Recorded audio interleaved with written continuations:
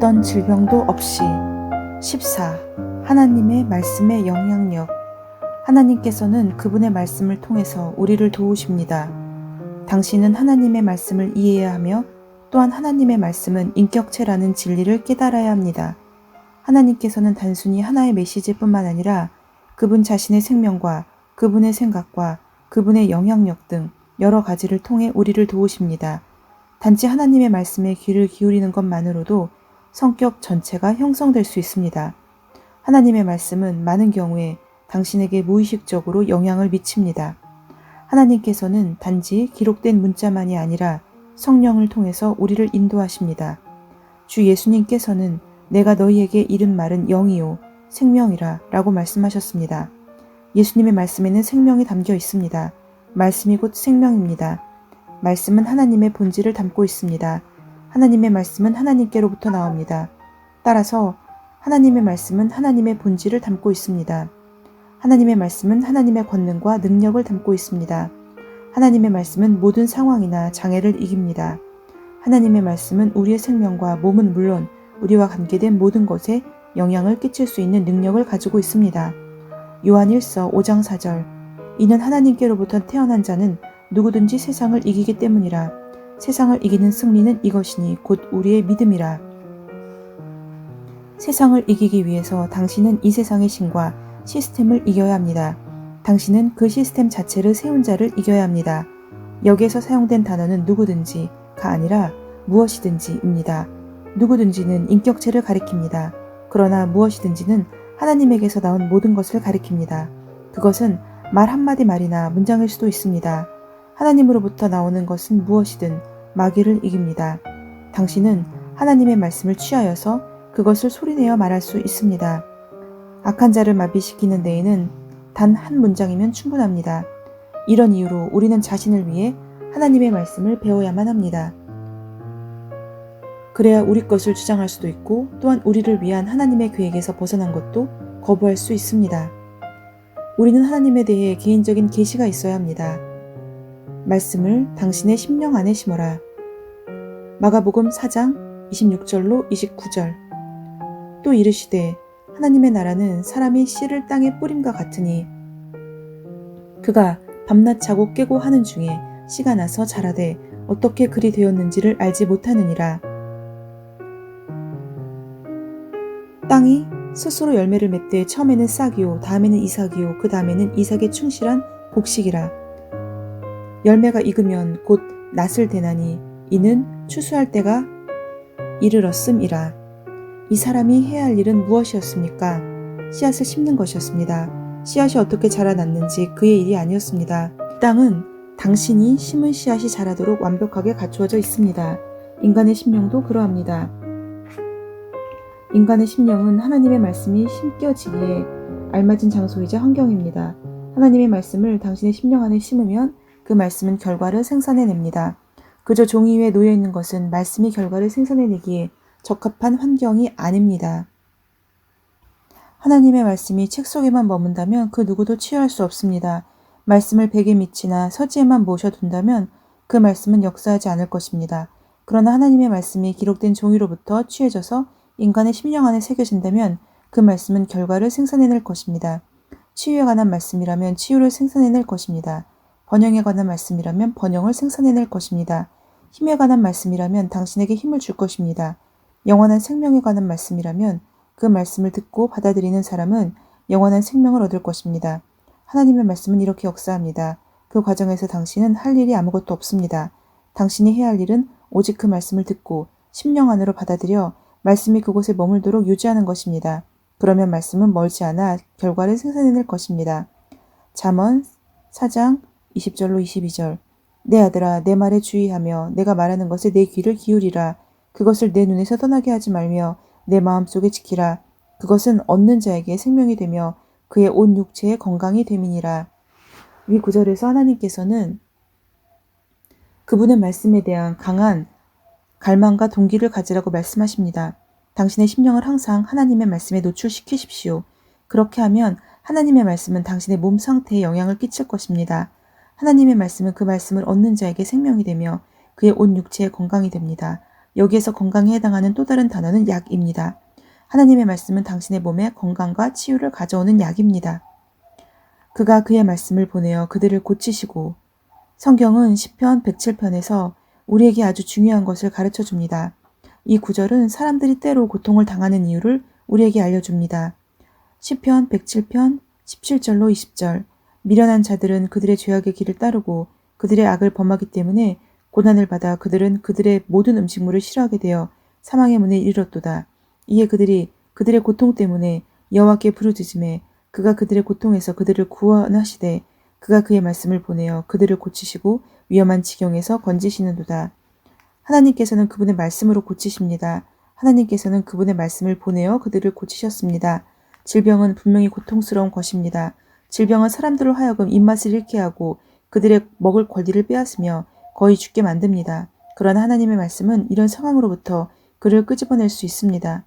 성경이 하나님께 그분의 손을 뻗치셔서 그들을 고치셨다고 말씀하지 않고 그분의 말씀을 보내셔서 그들을 고치셨다고 말씀한다는 사실에 주목하십시오. 할렐루야, 당신은 때로 사람들이 하나님께 손을 뻗쳐서 무언가를 해달라고 기도한다는 사실을 알고 있습니다.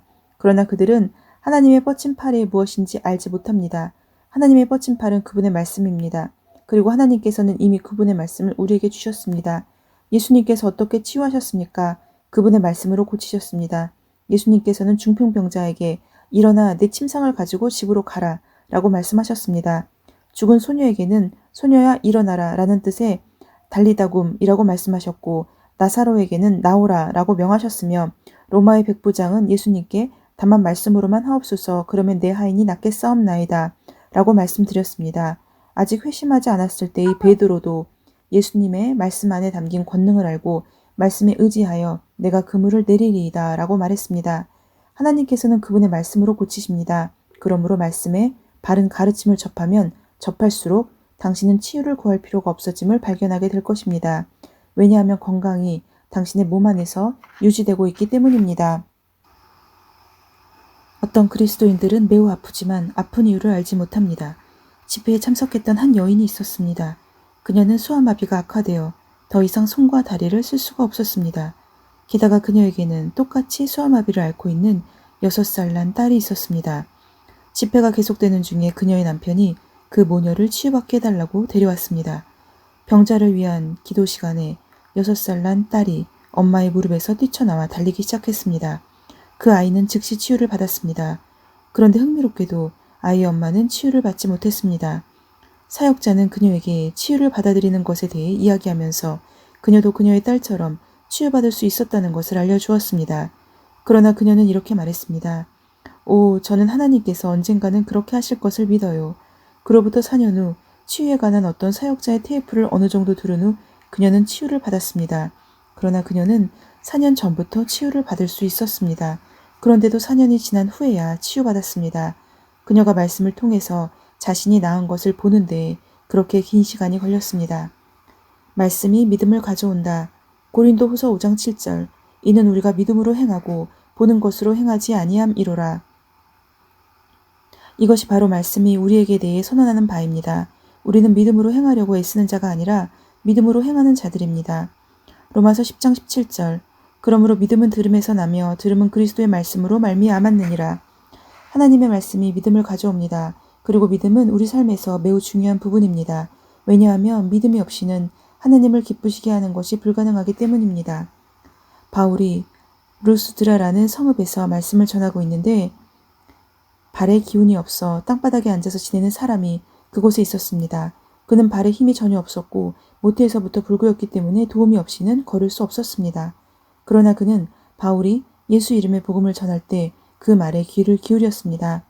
사도행전 14장 9절 바울이 말하는 것을 듣거늘 바울이 주목하여 구원받을 만한 믿음이 그에게 있는 것을 보고 이 사람은 나이가 벌써 40살 정도가 되었고 평생 한 번도 걸어본 적이 없었습니다. 나는 바울이 이사야 53장에서 말씀을 전했을 것이라 생각합니다. 그가 찔림은 우리의 허물 때문이요 그가 상함은 우리의 죄악 때문이라. 그가 징계를 받음으로 우리는 평화를 누리고 그가 채찍에 맞음으로 우리는 나음을 받았도다. 그러자 그는 그 메시지에 즉시 반응했습니다. 그의 심령에서 믿음이 활성화되었습니다. 바울은 그를 보고 그가 치유받을 만한 믿음이 있다는 것을 알아차렸습니다. 복음을 들었을 때 그에게 믿음이 왔습니다. 바울은 그를 위해서 기도할 필요가 없었습니다. 어떤 절차도 어떤 의식도 없이 그저 예수님에 대한 복음을 전하고 그 이름에 생명이 있다는 것을 모든 이에게 알렸을 뿐입니다. 바울은 그 이름 안에 구원과 치유와 건강이 있다는 것을 이미 말하고 있었습니다. 그리고 바울은 그들에게 무엇이든 이전에는 할 수 없었던 일을 하라고 분명히 말했습니다. 그러자 그 불구자가 반응했습니다. 그렇습니다. 저는 이제 예수의 이름으로 걸을 수 있어요. 믿음은 들음으로 말미암으며 그 들은 것이나 행하는 것이나 보는 것은 모두 하나님의 말씀으로 말미암은 것입니다. 그런데 당신은 하나님의 모든 참된 자녀들에게는 믿음이 있다는 사실을 알고 있습니까? 성경은 로마서 12장 3절에서 하나님께서 각 사람에게 나누어 주신 믿음의 분량에 대해 말씀합니다. 하나님께서 거듭난 우리에게 믿음의 분량을 나누어 주셨다면 회심하지 않는 자들에게는 믿음이 없는 것입니다. 믿음은 하나님의 말씀에 대한 인간의 영의 반응입니다. 믿음 감각으로는 이해할 수 없습니다. 그렇기 때문에 당신은 세상의 모든 사전을 연구해도 믿음에 대한 적절한 정의를 찾을 수 없는 것입니다. 감각의 사람들은 믿음이 무엇인지 알지 못하기 때문입니다.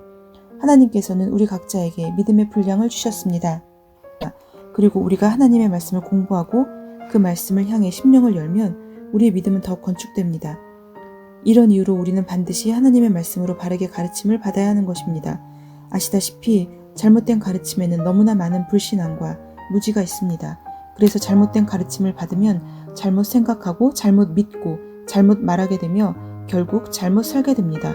그러나 바른 가르침을 받으면 바르게 믿고 바르게 생각하며 바르게 말하고 바르게 살게 됩니다. 하나님의 말씀을 깨달으면 보상이 따라옵니다. 하나님의 왕국은 관찰로 되는 것이 아닙니다. 우리는 보는 것이 아니라 믿음으로 행합니다. 아멘. 14번째, 하나님의 말씀의 영향력을 끝으로 어떤 질병도 없이의 책의 나눔을 마칩니다. 오늘은 마지막 시간으로서 우리에게 주시는 하나님의 믿음의 분량에 대해서 우리는 가르침을 받고 옳은 가르침을 통해서 믿고 생각하고 말하고 살게 됩니다. 하나님의 왕국은 결코 관찰로 되는 것이 아니라 우리의 믿음을 통해서 그것을 가능하게 한다는 사실을 오늘 함께 나누었습니다. 샬롬.